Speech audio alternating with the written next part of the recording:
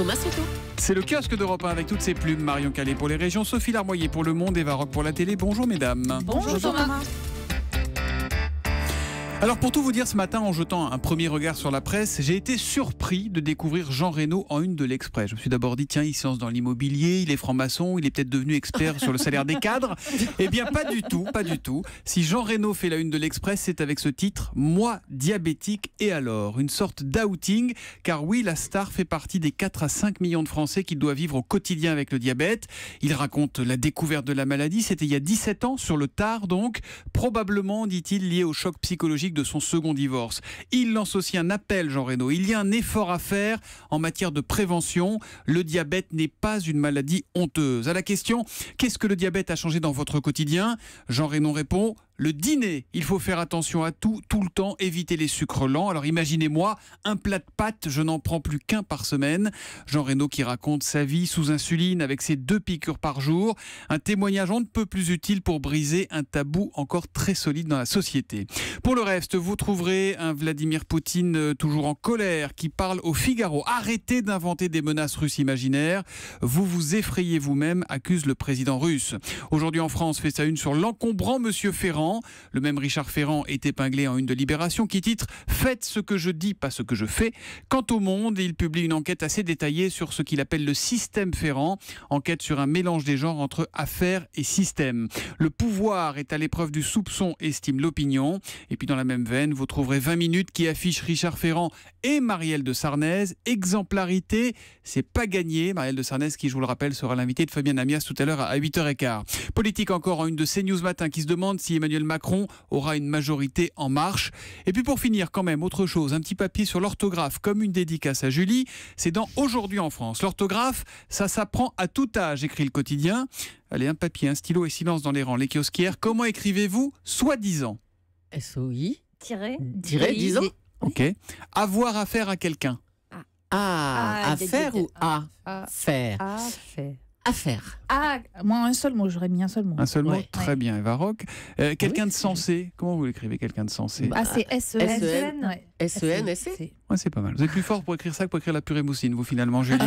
Voilà, 3 dans la presse quotidienne régionale avec vous, Marion Calais. Le déplacement d'Emmanuel Macron à Saint-Nazaire sur les chantiers navals STX qui doivent livrer aujourd'hui le dernier paquebot géant, le Meraviglia, le chef de l'État qui pourrait annoncer, selon Presse Océan, la commande de 4 nouveaux bateaux, mais qui sera aussi très attendu sur la vente du site à l'italien Fincantieri.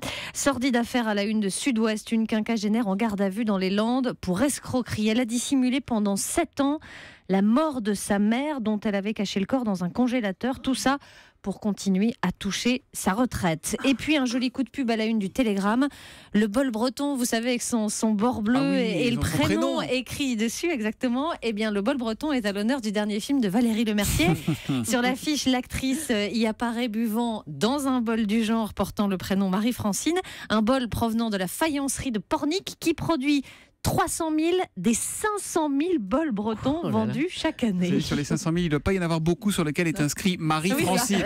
Le film qui, par ailleurs, si vous voulez vous détendre, sort aujourd'hui en salle. L'histoire du jour, c'est celle d'un candidat aux législatives qui ne devrait pas l'être candidat. Ahurissant, surréaliste, l'Est républicain n'en revient pas ce matin, brossant le portrait d'un militant d'extrême droite doté d'un culot de compétition. Et c'est bien le moins que l'on puisse dire. À Nancy, un jeune homme de 25 ans est donc candidat alors qu'il est inéligible. Pierre-Nicolas Nups a été condamné en avril pour avoir publié un dessin homophobe sur Facebook. 5 ans d'inéligibilité devant être exécuté immédiatement. Son appel ne change donc rien.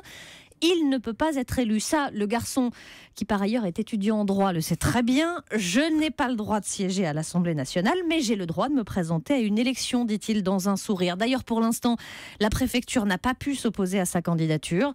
Pierre-Nicolas Nups est donc toujours en lice sous l'étiquette indépendant, le FN ayant refusé de le soutenir. Voilà, moralisation de la vie politique. Comme on dit, le ton ne s'arrange pas dans les échanges entre Donald Trump et Angela Merkel, Sophie Larmoyer. Depuis ces quelques jours de sommet passés ensemble à Bruxelles, puis en Sicile, les 2 dirigeants enchaînent critiques et scuds.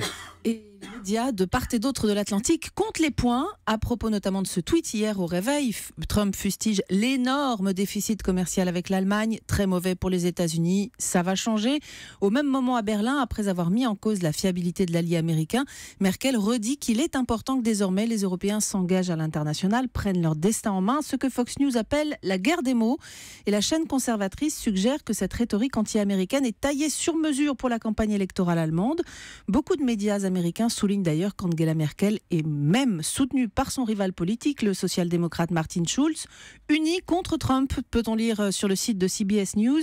Analyse du New York Times, c'est un changement potentiellement sismique dans les relations Allemagne-États-Unis. Alors ça, c'est vu des États-Unis, mais la presse allemande commente beaucoup également. Oui, et notamment cette dernière affirmation très sèche du tweet « ça va changer ». Pour le quotidien Handelsblatt, Trump menace l'Allemagne.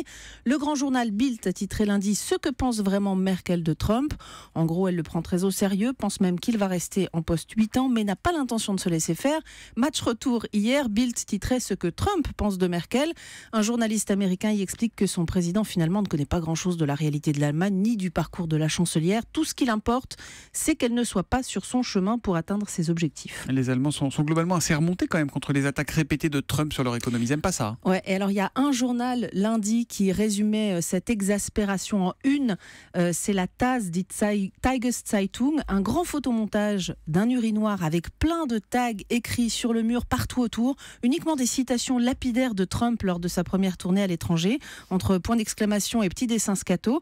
Dans l'urinoir, on peut lire « Une semaine vraiment historique » et au-dessus en rouge « Trump was here ». Trump est venu ici. Ce qui est drôle, c'est que pendant les quelques jours de sommet entre l'OTAN et Taormine, il a très peu tweeté. Et puis dès qu'il est rentré aux États-Unis, il a balancé une rafale de tweets. Pas de tweet avant le petit déjeuner, Donald Trump. C'est important pour la paix dans le monde.